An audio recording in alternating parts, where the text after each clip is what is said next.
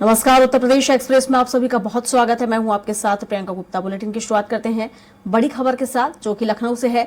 सुबह 11 बजे भाजपा की बड़ी बैठक होगी, तो राष्ट्रीय महासचिव विनोद तावड़े बैठक लेंगे।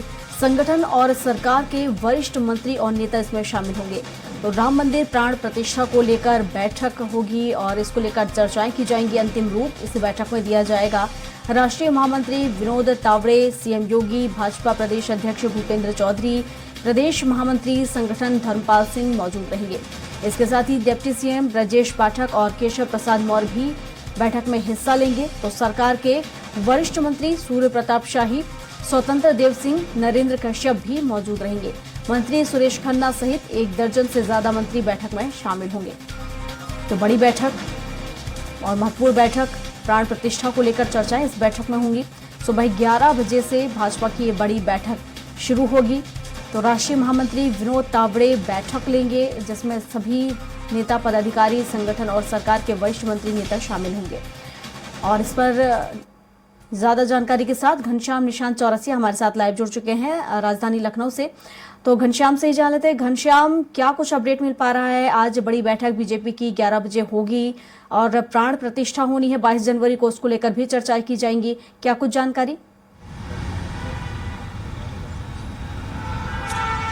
बिल्कुल, आज एक बड़ी बैठक है राजधानी लखनऊ में और चांसलर क्लब में ये बैठक होनी है, जिसमें मुख्यमंत्री योगी आदित्यनाथ, दोनों deputy chief minister Brajesh Pathak और मौर्य जी इसमें शामिल होंगे। और इसके अलावा जो शीर्ष मंत्री हैं, यानी जो वरिष्ठ मंत्री है, वो भी वरिष्ठ मंत्री भी वहां पे शामिल होंगे। 11 बजे से ही आज ये बैठक होनी है और इस बैठक में सबसे बड़ी बात है कि लगभग 1 दर्जन से ज्यादा मंत्री होंगे। सरकार और संगठन के लोग, प्रदेश अध्यक्ष भी यानी होंगे, प्रदेश अध्यक्ष के अलावा संगठन महामंत्री भी वहां पे शामिल होंगे। जो सरकार और संगठन है, दोनों लोगों की आज बैठक है। विनोद तावड़े इस बैठक को लेंगे, जो राष्ट्रीय महामंत्री मंत्री है। 11 बजे से ही राजधानी लखनऊ के आसियाना क्षेत्र में एक चांसलर क्लब स्थित है, जगह है, वहां पे ये बैठक होनी है। और इस बैठक में जो पन्ना प्रमुख है, बूथ कमेटी है, उसको लेकर के समीक्षा बैठक की जाएगी कि जो अंतिम व्यक्ति पन्ना प्रमुखों को बनाने की जो भारतीय जनता पार्टी की मुहिम चल रही थी,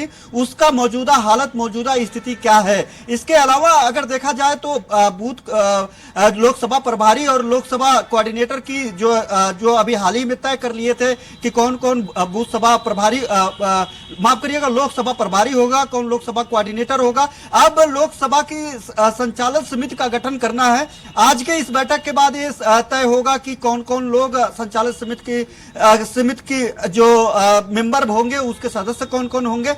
और इसके अलावा इस गठन के बाद जो है, जो आगामी 2024 लोकसभा चुनाव को लेकर के मिशन 80 और जो देश भर में अब की बार 400 के पार का जो नारा बुलंद कर रही है भारतीय जनता पार्टी, उसको लेकर के उत्तर प्रदेश बेहद महत्वपूर्ण है।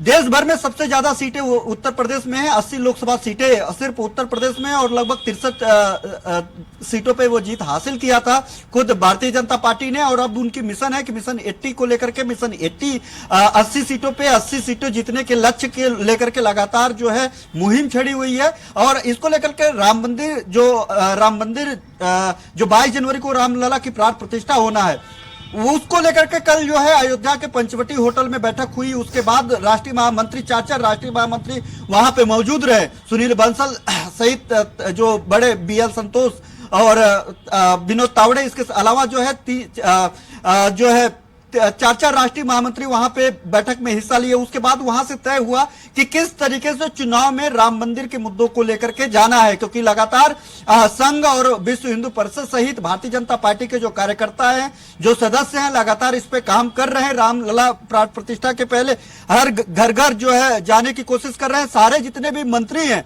और खासतौर पे मंत्री तो बाद में, जो विधायक और सांसद है, जितने भी विधायक और सांसद यहाँ पे चुने गए हैं या फिर जो सांसद प्रभारी रहे हैं, अगर 7 सीटों पे जो हारे हैं वो लोग, और जो लोग विधानसभा पे सीटें हारे हैं, यानी जहाँ पे समाजवादी पार्टी के सांसद है, जहाँ पे निर्दलीय सांसद है, अन्य दलों के जो सांसद और विधायक हैं, वहां उन सीटों पे जो प्रभारी रहे हैं या फिर उन सीटों पे जो प्रत्याशी रहे हैं, उन सभी प्रत्याशियों को अक्षत लेकर के घर पे जाकर के शुभारंभ करना है, घर घर जाकर के रामलला प्राण प्रतिष्ठा के बाद जो है अयोध्या आने की न्योता देना है। तो उसको लेकर के सभी लोगों को सक्रिय कर चुकी है भारतीय जनता पार्टी। आज केंद्रीय मंत्री स्मृति ईरानी भी जो है अमेठी में यही काम शुरू करने जा रही है, वो लोगों के बीच में जाएंगी। तो ऐसे में देखा जाए तो भारतीय जनता पार्टी रामलला प्राण प्रतिष्ठा के पहले किस तरीके से हर घर पे दस्तक देने की कोशिश कर रही है वो साफ है। लेकिन इसके अलावा भारतीय जनता पार्टी साफ तौर पे ये मन बना ली है कि मिशन 80 को लेकर के कोई भी कोर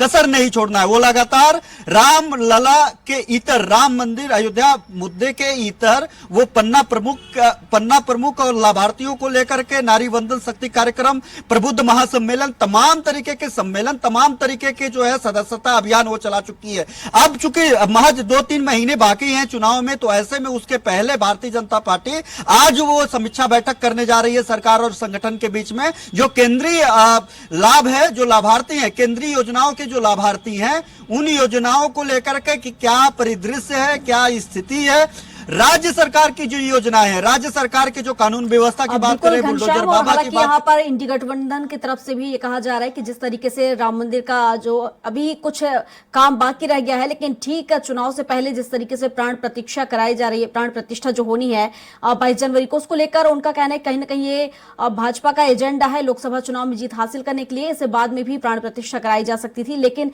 ठीक चुनाव के पहले ही क्यों प्राण प्रतिष्ठा? देखिए, भारतीय जनता पार्टी इस समय देश की सबसे बड़ी और देश की सबसे बड़ी पार्टी है और दुनिया की सबसे बड़ी पार्टी कह सकते हैं। जब उसने मिसकाल अभियान चलाया था तो कई करोड़ लोगों को जोड़ा था। दुनिया की सबसे बड़ी पार्टी है और सबसे ज्यादा राज्यों में उसकी सरकार है। उसे पता है कि राजनीतिक तरीके से, कूटनीतिक तरीके से विपक्षी दलों को कैसे घेरना है। उन्होंने पहले इन्विटेशन दिया, अगर आप हाँ करते हैं तो आप एक जाहिर बात है कि जो राम मंदिर के पक्ष में लोग नहीं है, खासतौर पे अगर मुस्लिम की बात करें तो उनको आप नाराज करेंगे। अगर आप ना करते हैं तो इससे साफ हो जाएगा कि आप जो सनातनी धर्म को मानते हैं, जो राम मंदिर के चाहने वाले लोग हैं, उनके निशाने पे रहेंगे। और भारतीय जनता पार्टी ने इसीलिए कि मुख्य लोगों को चुन चुन करके उन्होंने बड़े साफगोई से उनको इन्विटेशन जारी कर दिया था।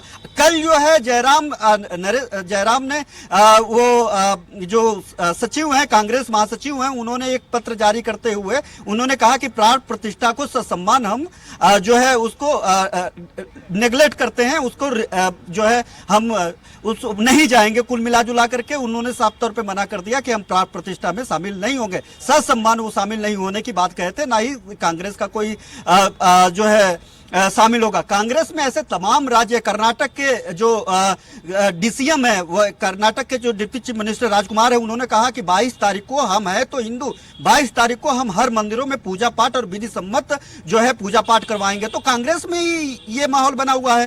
समाजवादी पार्टी की बात करते हैं, चूंकि राजधानी लखनऊ है तो उत्तर प्रदेश की बात, समाजवादी पार्टी में अखिलेश यादव ने भी निगलेक्ट कर दिया, उसको जो है रिजेक्ट कर दिया, इन्विटेशन को नहीं लिया। लेकिन समाजवादी पार्टी के जो विधायक हैं, उन विधायकों ने साफ तौर पे अभी कल जो है एक विधायक ने पत्र लिखा महाना को, जो विधानसभा अध्यक्ष है, उनको पत्र लिखते हुए उन्होंने कहा कि जितने भी राम भक्त हैं, जितने भी सनातनी हैं, उनको सभी लोगों को जो है अयोध्या ले जाने की परमिशन दे, यानी उनको निमंत्रण मिलना चाहिए। जो इसके अलावा शिवपाल सिंह यादव हैं, जो अखिलेश यादव, सपा सुप्रीमो अखिलेश यादव के चाचा हैं, उन्होंने कहा था कि हम लोगों को भी, उन्होंने भी यही गुहार लगाई थी विधानसभा अध्यक्ष को कि जितने भी विधायक हैं उनको राम मंदिर के रामलला की प्राण प्रतिष्ठा में लेकर के जाया जाए।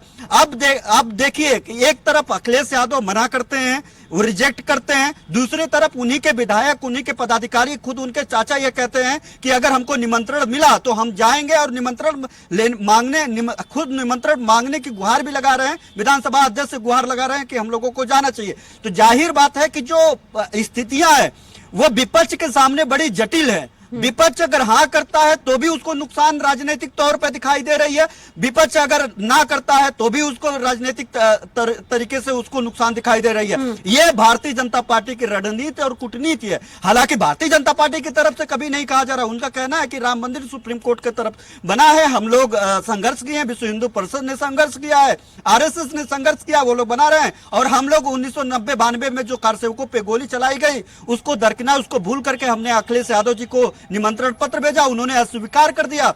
तो जाहिर बात है कि इन सब सारी बातों को लेकर के ऊहापोह की स्थिति जो थी वो समाप्त होने के दौर में है, लेकिन इसमें जो है राजनीति बढ़ गई है, और राजनीति बढ़ने का नतीजा यह है कि जो इंडी गठबंधन के दल हैं वो पूरी तरीके से असमंजस हैं। अब वो अंततः जो है कुछ दिन पहले, 10 दिन पहले, रामलला की प्राण प्रतिष्ठा के 10 दिन पहले उन्होंने इस मामले में इस बाबत तमाम आरोपों को लगाते हुए, राजनीतिकरण का आरोप लगाते हुए, भगवान राम को आस्था की विषय बनाते हुए, इस बात से अलग होते हुए उन्होंने अस्वीकार कर दिया है। तो अब जाहिर बात है कि इंडी गठबंधन, अच्छा भारतीय जनता पार्टी इस मुद्दे को लेकर के जब चुनाव में जाएगी तो राजनीति अगर भारतीय जनता पार्टी करेगी राम मंदिर बनवाने को लेकर के, तो राजनीति कांग्रेस पार्टी भी करेगी राम मंदिर नहीं जाने को लेकर के। इसीलिए अभी 11 बजे जो एनएसयूआई की यानी भारतीय युवा कांग्रेस की एक प्रेस कॉन्फ्रेंस है, उसका ये इसी मुद्दे पर प्रेस कॉन्फ्रेंस रखी गई है कि राम मंदिर हम लोग नहीं जा रहे हैं, क्यों नहीं जा रही है। ये भी एक राजनीति का हिस्सा है। अगर आप राम मंदिर नहीं जा रहे हैं उसको लेकर के आप प्रेस कॉन्फ्रेंस करेंगे, उसकी खामियां हुआ है इंडी गठबंधन में, क्योंकि देखा जाए अगर वो हिंदुत्व की बात करते हैं तो कहीं ना कहीं जो मुसलमान पक्ष है वो उनकी नाराजगी कहीं ना कहीं झेलनी पड़ती है, और अगर वो राम मंदिर नहीं जाते हैं तो हिंदुत्व के प्रति जो चेहरा है वो कहीं ना कहीं उनका सामने आता है। हालांकि बीजेपी का जो एजेंडा साफ है हिंदुत्व को लेकर, हालांकि अब देखने वाली बात होगी कि आके लोकसभा चुनाव में किस तरह के और बयानबाजियां देखने को मिलेंगी। हालांकि बयानबाजी में कहीं ना कहीं राम मंदिर का मुद्दा भी गरमाया हुआ है। फिलहाल शुक्रिया आपका तमाम जानकारियों के लिए।